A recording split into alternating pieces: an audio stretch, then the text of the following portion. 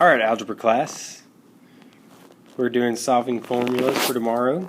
This is pretty easy. You've already know how to do it because we're already doing solving equations. So solving formulas is basically the same thing. It's just without so many numbers. More letters. So here's our first example. This is V equals BH. You might remember it from last year.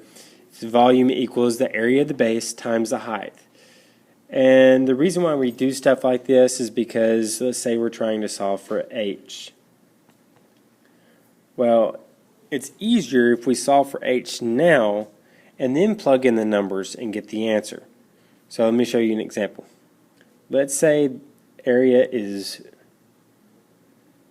let's say the V is equal to 32 and the area of the base is equal to 4. And we want to know the height of the object. Well, it's actually easier to solve, so let's do it. We want H by itself. So what's happening to H? It's being multiplied. So the first thing I'm going to do is I am going to bring down my equal sign, and then I'm going to divide by B. The reason why I'm doing this is because B divided by B is 1. So you're left over with H equals V divided by B. And now it's easy. Now we have our height is equal to, we can plug in this information, 32 divided by 4, which is 8.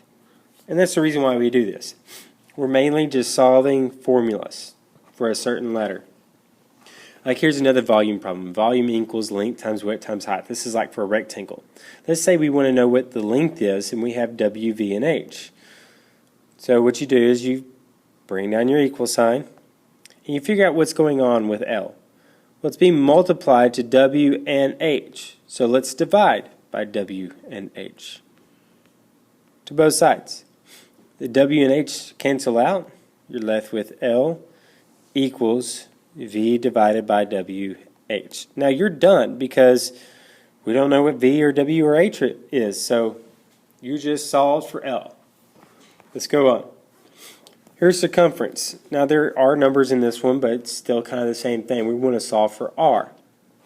Well, what's happening to R? It's being multiplied by 2 pi, so we're going to divide by 2 pi on both sides. Forgot to bring down my equal sign. These cross out, you get 2 is equal to C divided by 2 pi.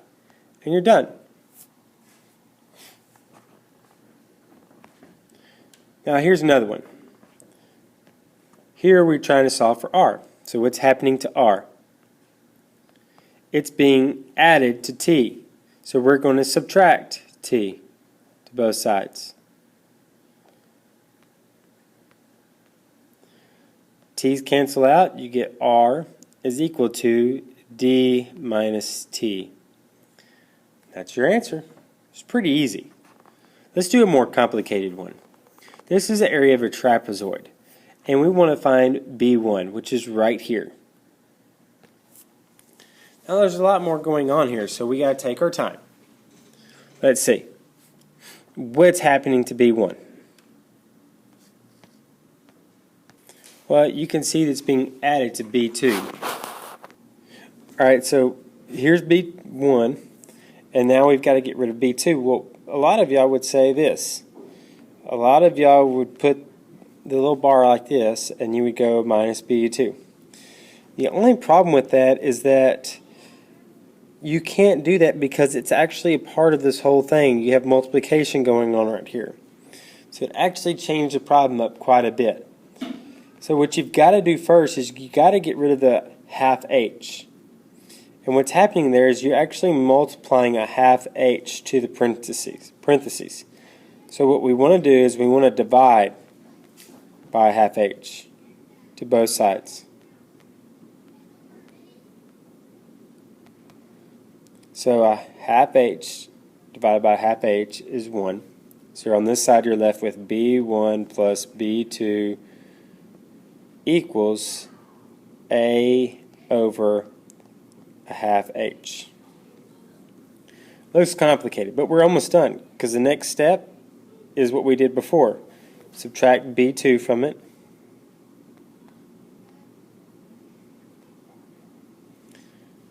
These cancel out, and you get a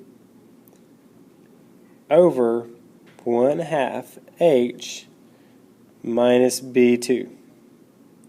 And that equals b1. It's a really hard problem.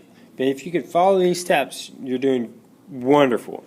If you can't follow these steps, don't worry about it because we'll get a little bit more practice. This is an extremely hard problem, and we'll go over it later. All right? That's it.